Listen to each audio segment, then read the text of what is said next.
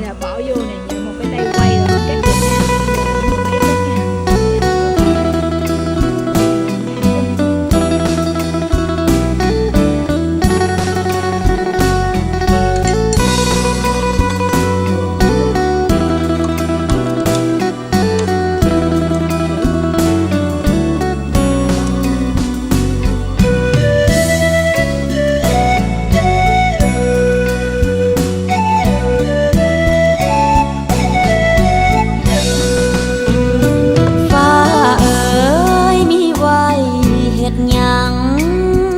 ถ้าอ้ายบ่นั่งเบิ่งดาวนำกันบ่มีก็ได้ปากซอ